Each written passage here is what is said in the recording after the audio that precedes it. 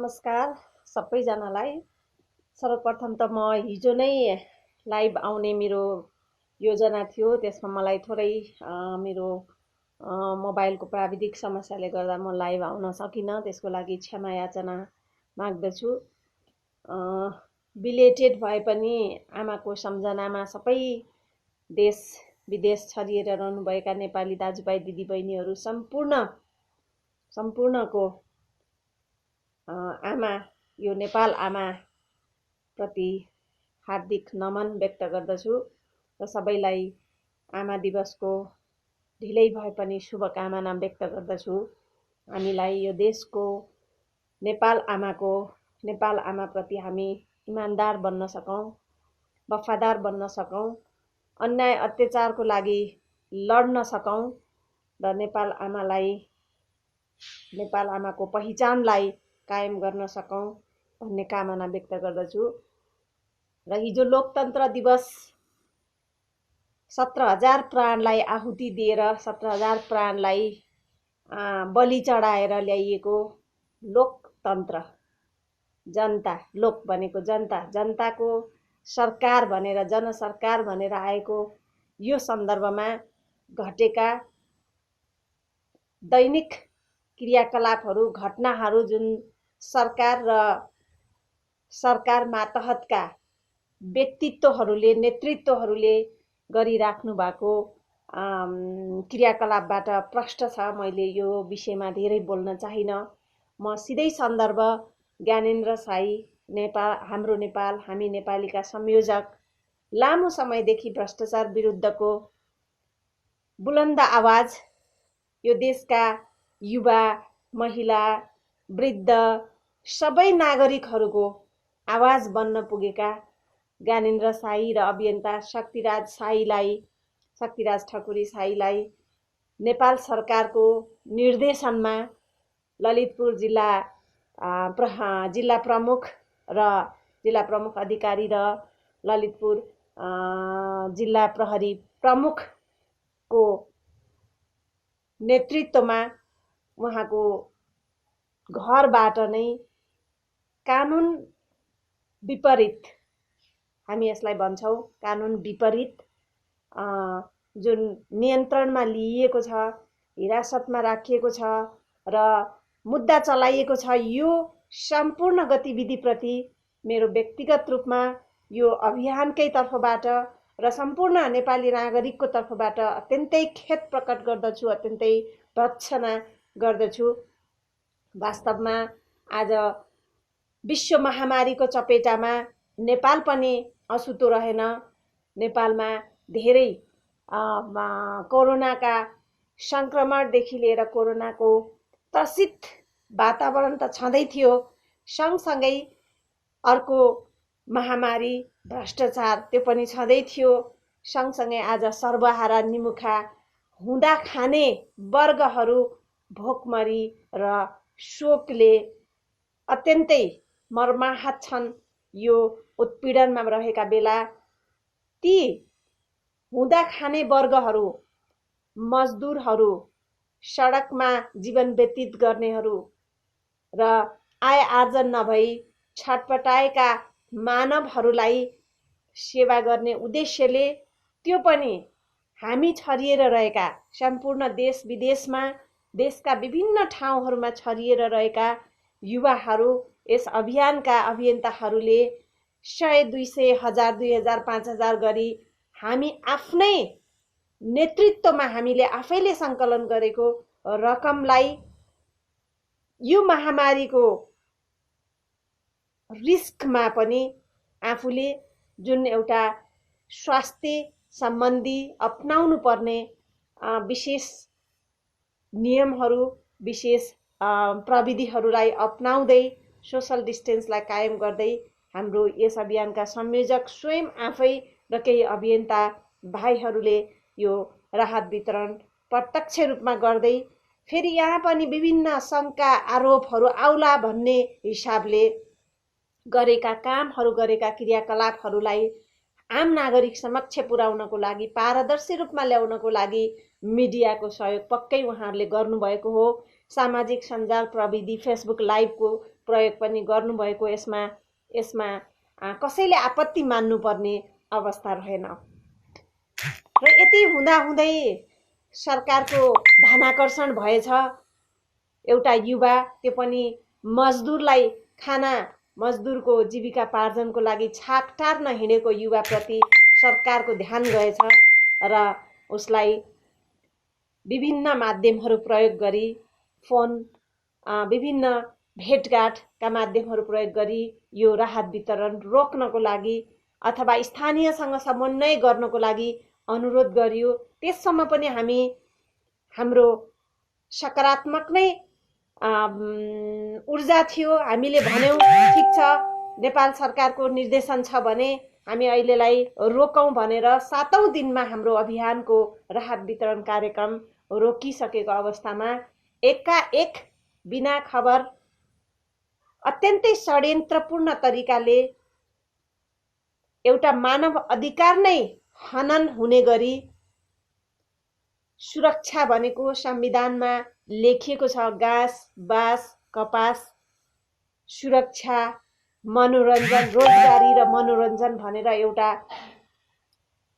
Fundamental needs, आधारभूत आवश्यकता भनेर लेखिएको कुरामा ती परिवार, ती घरबेटी शक्तिराज साई ठकुरीको परिवार र स्वयं ज्ञानेन्द्र शाहीलाई सुरक्षाको पाटोमा कानुनी रूपमा उल्लङ्घन गरी नेपाल सरकारको निर्देशन भन्दै कहिले बिना पोसाकधारीका व्यक्तिहरूको त्रासमय वातावरण त कहिले पोसाकधारीहरूको जम्बो टोलीको परिचालन, त्यो पनि हामीले बनाएको होइन। सबै स्पष्ट यहाँहरूले थाहा पाइसक्नु भएको कुरा छ। यतिसम्म गरेर एउटा युवा, एउटा अभियन्ता, एउटा समाजमा केही गर्नुपर्छ, नागरिकको लागि मैले केही गर्नुपर्छ भन्दै निस्केको युवा, त्यो पनि कस्तो परिस्थितिमा आज यहाँ भन्न बाध्य छु। कस्तो परिस्थितिमा ज्ञानेन्द्र शाहीले राहत वितरण गरेको थियो। मलाई त त्यो वातावरण सम्झिँदा पनि भक्कानो छुटेर आउँछ। उसको जीवन सङ्गिनी अस्पतालको शैय्यामा छटपटाइरहेको अवस्थामा ऊ दिनभरि नागरिकको सेवा गर्थ्यो अनि राति ट्रमा सेन्टरमा गएर आफ्नो जीवन सङ्गिनीलाई कुरेर बस्थ्यो। हो, दुःख उसले कहिल्यै पनि आफ्नो दुःख कसैलाई भनेन। ऊ सेवामा तल्लिन्छ, उसलाई नागरिकको यति पीडा छ, उसलाई देशको यति चिन्ता छ, त्यो हामी यहाँ वर्णन गरेर सक्दैनौँ।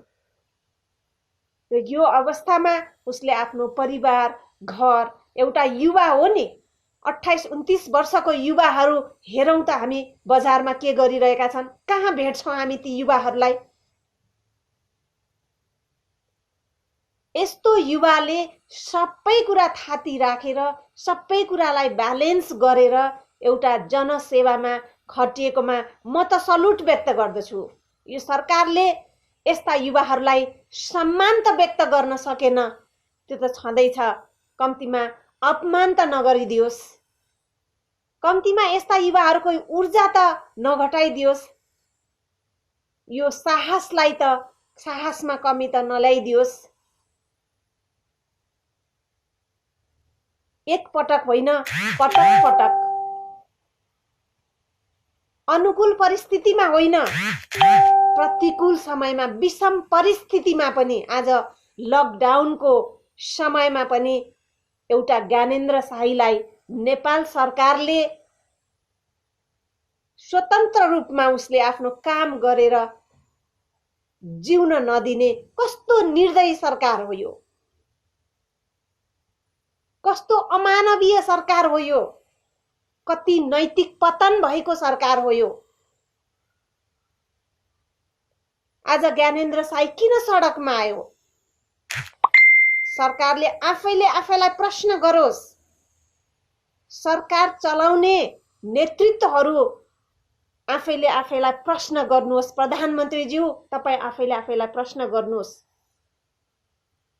यो विषम परिस्थितिमा तपाईहरूले देशका युवाहरू परिचालन गरेर आज मजदुर भोका नाङ्गाहरूलाई सेवा गर्नुपर्ने सट्टा तपाईहरू जम्बो राष्ट्र सेवकहरू परिचालन गरी उल्टो एउटा व्यक्ति एउटा सामान्य परिवारको एउटा युवा प्रति तपाईहरू यसरी खनिँदै हुनुहुन्छ, तपाईहरू यसरी लाग्दै हुनुहुन्छ, तपाईहरूको सिङ्गो राज्य सिङ्गो शक्ति परिचालन गर्दै हुनुहुन्छ र पनि त्यो युवा साहसका साथ, ऊर्जाका साथ, चुनौतीका साथ नेपालको लागि केही गर्छु भन्दै अझै पनि पटक पटक सडकमा आइरहेको छ।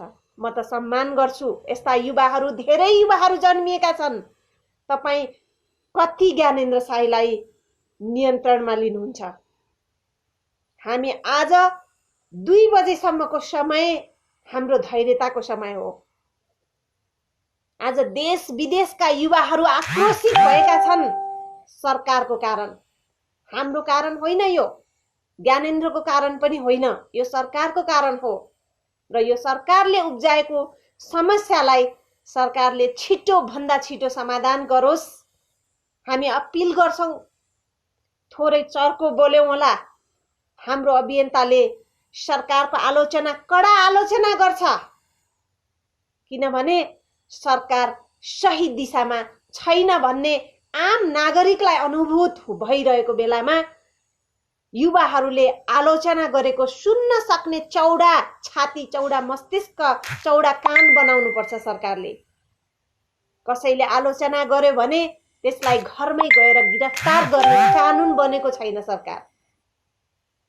यो तानाशाही प्रवृत्ति हामीलाई सह्य हुँदैन। तपाईँ लोकतन्त्रका लागि 14 वर्ष जेल बसे भन्दै गर्दा 17,000 मान्छेलाई शहीद बनाएर लोकतन्त्र ल्याएको भन्दै गर्दा आज आम नागरिकलाई, लोकलाई यो तन्त्रको अनुभूति भएको छैन। यो साँडे तन्त्र भएको छ, यो छाडा तन्त्र भएको छ। यहाँ ठुलो विभेद भएको छ। यहाँ लुट्ने, पिट्ने, थिच्ने, किच्ने मान्छेहरूलाई सरकारले संरक्षण गरिरहेको छ। मैले यो सन्दर्भमा जोड्छु, गएको चैत 25 गते नै निस्किएको एउटा फेक चाट काण्डमा सरकारका भरौटेहरू, हनुमानहरू निकै सलबलाए। 2 दिन निकै विरोध गरे, हाम्रो अभियानलाई छिट्टा फ्याँक्ने काम गरे, विभिन्न रङका होली फ्याँक्ने काम गरे। जब हामीसँग भएका यथार्थ प्रमाणहरू सार्वजनिक गर्यौं, 24 गते नै हामीले टेकु प्रहरी कार्यालयमा दिएको निवेदनका आधारमा, किटानी जाहेरी दिएका आधारमा पनि एउटा लुटेरालाई यो सरकारले पक्रिन सकेन। भन्छ लुटेरा भागिरहेको छ, भन्छ लुटेरा सम्पर्कहीन छ। यो सरकार बोलिरहन्छ, गर्दैन केही। लुटेरालाई संरक्षण दिइरहेको सरकारसँग मेरो अनुरोध छ, 2 हप्तासम्म एउटा कानुनी प्रक्रियालाई अगाडि बढाउन सक्दैन यो सरकार। तर जो सर्वसाधारणको लागि, जो नागरिकको लागि, जो हुँदा खाने वर्गहरूको लागि उसको सडकमा गएर ती व्यक्तिहरूका पहुँचमा खाद्यान्न सामग्री बाँड्दै गर्दा यो सरकारको आँखा त्यहाँ पर्छ र तिनलाई नियन्त्रणमा लिन्छ। प्रश्न छ, कमिला मर्ने बेलामा प्वाक पलाउँछ भन्छन् नि, त्यस्तै यो पतन हुने बेलाको लक्षण हो। आज लकडाउन नभएको भए आज बालुवाटारमा कमिला सरी युवाहरू हुन्थे। आज ललितपुरको परिसरमा कमिला सरी नेपालीहरू हुन्थे। हामी अझै पनि सरकारलाई सहयोग गरिरहेका छौं, धैर्यताका साथ, संयमताका साथ। यो होइन हामी भित्र साहस नभएर, हामी भित्र ऊर्जा नभएर हामी थन्किएका होइनौँ। सरकार, हामी सरकारलाई अझै पनि सहयोग गरिरहेका छौँ र आज 2 बजेसम्म यहाँहरूले सकुशल ससम्मान हाम्रा अभियन्ताहरूलाई रिहाई गरिदिनु भएन भने यसबाट उब्जिन गएको सबै प्रकारका क्षतिको जिम्मेवार नेपाल सरकारले लिनुपर्छ। ललितपुर जिल्लाको स्थानीय सरकारले लिनुपर्छ, स्थानीय जिल्ला प्रमुख अधिकारीले लिनुपर्छ, त्यहाँका एसएसपीले लिनुपर्छ र त्यहाँका राजनीतिक दलका प्रतिनिधिहरूले यो जिम्मेवारी लिनुपर्छ। हामी बाध्य छौँ सडकमा निस्कनको लागि। यदि आज 2 बजेसम्म हाम्रा अभियन्ताहरूलाई ससम्मान रिहाई गरिएन भने हामी हाम्रो केन्द्रीय कार्य समितिको निर्णय अनुसार हामी सडकमा निस्कन बाध्य हुन्छौँ र हामीलाई त्यति बेला कोरोनाका कहरबाट हामीलाई पछाडि हटाउन सक्नुहुन्न। रिसमा वेद कसैले पनि पर्दैन। सबै आक्रोशित छन्। यो जनआक्रोशित नबनाउनको लागि पनि हामी सरकारसँग अपिल गर्दछौँ, अनुरोध गर्दछौँ।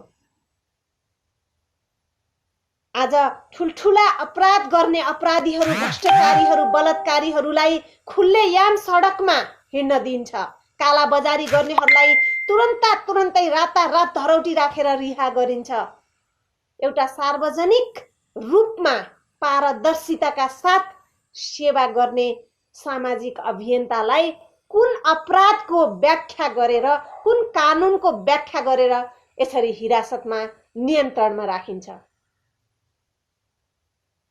र यदि राहत बाँड्दै गर्दा यो कोरोनाको अथवा संक्रमण ऐन उल्लङ्घन भयो, संक्रमण रोगको ऐन उल्लङ्घन भयो भने किन ज्ञानेन्द्र शाहीलाई मात्रै उल्लङ्घन भयो? हामीलाई जवाफ चाहिन्छ। सरकार, हामीलाई जवाफ चाहिन्छ।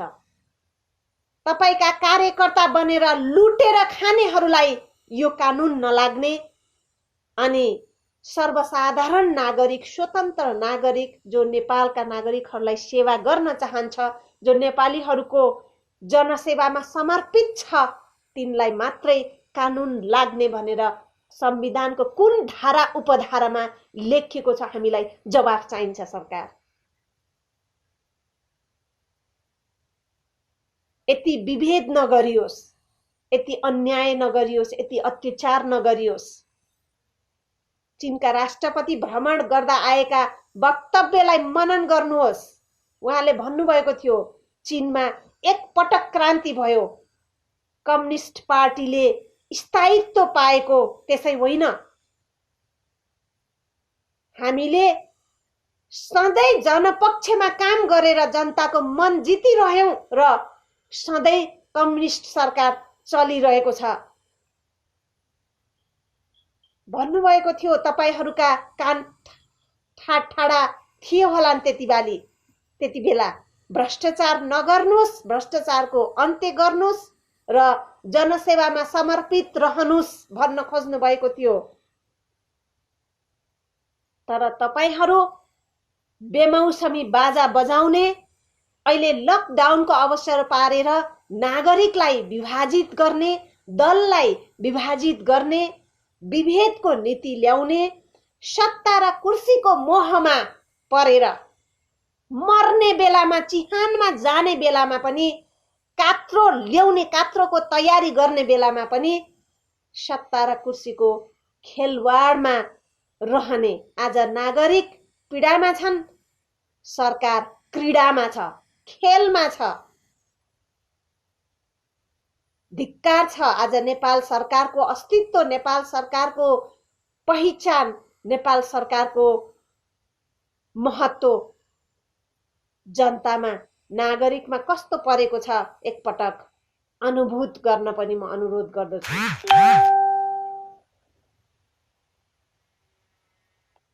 र म सम्पूर्ण अभियन्ता नेपाली दाजुभाइ दिदीबहिनीहरू, देश विदेशमा छरिएर रहनुभएका सम्पूर्ण सहयोगी मनहरूलाई म हार्दिक सल्युट गर्न चाहन्छु, हार्दिक नमन गर्न चाहन्छु।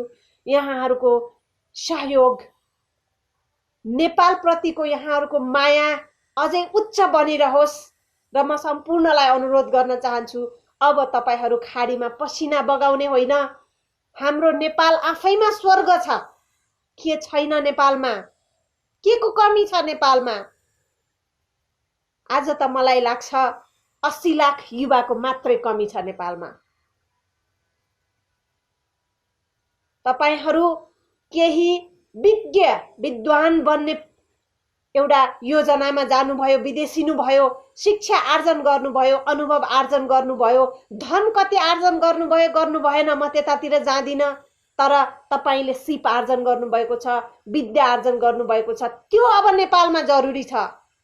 नेपालमा लठौराहरूले सरकार चलाए, अनपढ गवारहरूले, लुटेराहरूले सरकार चलाए। आज हरेक नेपालीहरू पीडित पीडामा छन्। त्यसकारण विदेशीका ब्रेन दिमाग भएका हस्तीहरू कृपया नेपाल आउनुस्। अब तपाईहरूका कलमले नेपाल हाँक्नुपर्छ। अब गोली र बारुदले नेपाल चलाउने होइन, तपाईहरूको दिमाग, तपाईहरूको मन, तपाईहरूको कलमले नेपाल चलाउनु पर्छ। र मसल्स जो आफ्नो पसिना बेचिरहनु भएको छ, श्रम दान गरिराख्नु भएको छ विदेशमा, कृपया नेपालमा आउनुस्। नेपालमै आएर श्रम दान गरौँ। नेपालमा आफ्नै परिवारसँग, आफ्नै घरसँग, आफ्नै राष्ट्रसँग प्रेम गरौँ र आफ्नै ठाउँमा बसेर श्रम दान गरौँ, अनि मात्रै नेपाल बन्छ।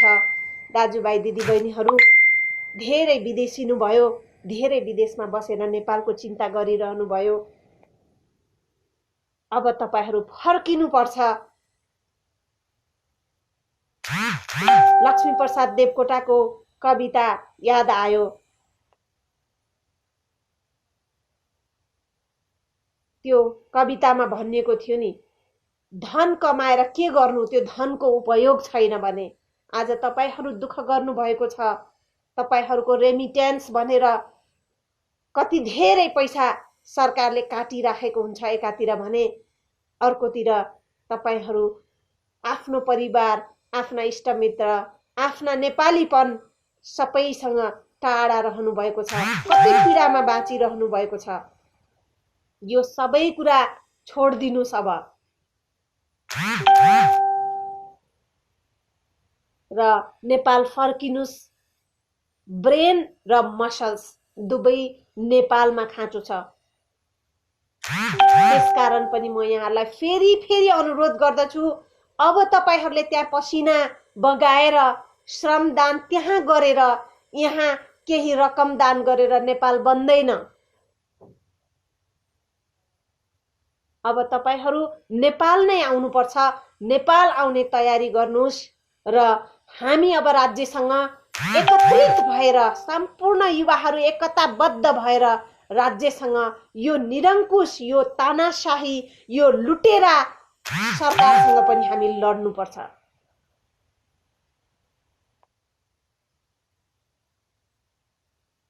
यहाँ धेरै अभियन्ता साथीहरू, धेरै शुभचिन्तकहरू, धेरै समर्थकहरूले आफ्ना निकै भावुक सन्देशहरू पनि पठाउनु भएको छ, देश विदेशबाट पठाउनु भएको छ। सबैजनालाई म हार्दिक नमन, हार्दिक स्वागत गर्दछु। मात्रै अब यहाँहरूले आफ्नो मनलाई दरिलो बनाउनुस्। सकिन्छ, लकडाउन खुल्ने बित्तिकै यहाँहरू नेपाल आउने विचार गर्नुस्। जे गरे पनि तपाईहरू आफ्ना परिवारलाई खुसी खुसी बनाएर बाँच्न सकिन्छ। हुँदा मिठो खाउँला, नहुँदा पिठो खाउँला, तर आफ्नै परिवार, आफ्नै देश, आफ्नै देशभक्ति साथीहरूका बीचमा जिउनु पर्छ। आखिर मर्नु त पर्छ नै, यो प्रकृतिको नियम हो। प्रकृतिसँग त कोही पनि जुझ्न सकिँदैन। कम्तीमा अन्तिम सास आफ्नो जन्म थलोमै छोड्न पाइयोस्। र नेपालमा रहने आम अरू दाजुभाइ दिदीबहिनीहरूलाई पनि कृपया आकाशमा उडेर बाकसमा फर्किने सपना नदेख्नको लागि पनि म अनुरोध गर्दछु। श्रमदान गर्नको लागि त पटक्कै नविदेशिनुहोस् र विद्या आर्जन गर्नका लागि छात्रवृत्ति पाएर आफ्नो सुन्दर भविष्य निर्माण गर्नका लागि केही समय जानुहुन्छ भने जानुस्, तर फर्किनुस्।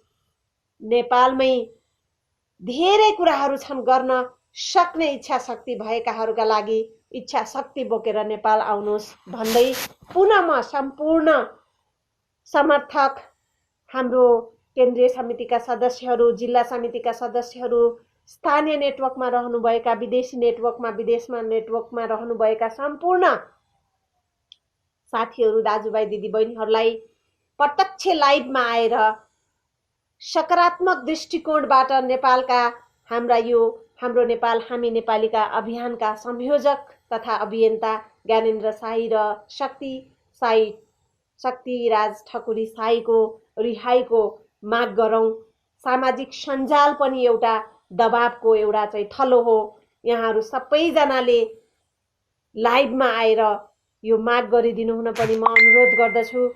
र मैले अलिकति लामो बोले, कतै कसैलाई चोट पुगेको भए क्षमा चाहन्छु। बोल्न त मन थिएन नै, तर सरकारले हामीलाई बोल्न बाध्य बनाइरहेको छ।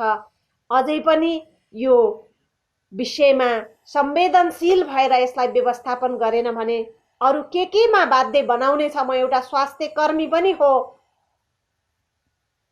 हामी अब कोरोनाको डरले